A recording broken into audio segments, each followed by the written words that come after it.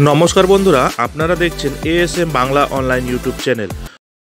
বন্ধুরা, ভাতা বৃদ্ধির বিজ্ঞপ্তি ঘিরে ভোটের আবহে চরম বিভ্রান্তি সরকারি কর্মচারীদের।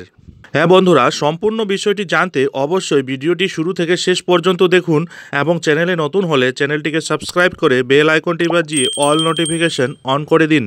বন্ধুরা, কেন্দ্রীয় সরকারি কর্মচারীদের ডিএ বেড়ে ইতিমধ্যেই 50% হয়ে গিয়েছে। তবে এরই মাঝে বাড়ি ভাড়া ভাতা বা হাউস রেন্ট অ্যালাউন্সকে ঘিরে চরম বিভ্রান্তি দেখা দিয়েছে লোকসভা নির্বাচনের আবহে। সপ্তম বেতন কমিশনের সুপারিশ অনুযায়ী HR বৃদ্ধি সম্পর্কে অনিশ্চয়তা এবং বিভ্রান্তি রয়েছে সরকারি কর্মচারীদের মনে। উল্লেখযোগ্যভাবে মহার্ঘ ভাতা বৃদ্ধির পাশাপাশি বাড়ি ভাড়া ভাতাও বৃদ্ধি পায়। এই আবহে সম্প্রতি ডিএ বেড়ে 50% হয়েছে। এই বৃদ্ধির ফলে 49.18 লক্ষ সরকারি কর্মচারী এবং 67.95 লক্ষ পেনশনভোগীরা উপকৃত হয়েছেন এবং এতে সরকারের বার্ষিক খরচ হবে 12,868.72 কোটি টাকা। তবে HR বৃদ্ধির বিজ্ঞপ্তি জারি করাকে ঘিরে তৈরি হয়েছে বিভ্রান্তি। রিপোর্ট অনুযায়ী ডিএ বেড়ে গেলেও সপ্তম বেতন কমিশন HR সংশোধনের বিষয়ে সরকারের পক্ষ থেকে আলাদাভাবে কোনো আদেশ বা বিজ্ঞপ্তি জারি করা হয়নি। ফলে প্রশ্ন উঠছে, সরকারের পক্ষে কি বাড়ি ভাড়া ভাতা বৃদ্ধির বিজ্ঞপ্তি জারি করা বাধ্যতামূলক?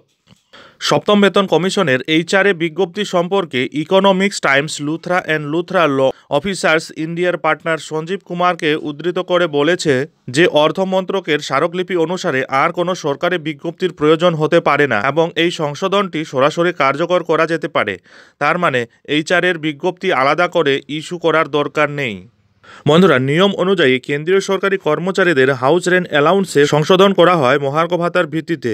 এর আগে 27-18-9% হারে HR পেতেন সরকারি কর্মচারীরা। গণমাধ্যমের খবরে বলা হয়েছে, বাড়ি ভাড়া ভাতা পরবর্তী সংশোধনীতে সর্বোচ্চ 3% বৃদ্ধি হবে বলে মনে করা হচ্ছে।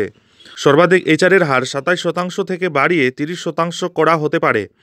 যাদের ভাতা 18% তারা 20% করে HR পাবেন এবং যাদের HR 9% তাদের বেড়ে 10% হবে।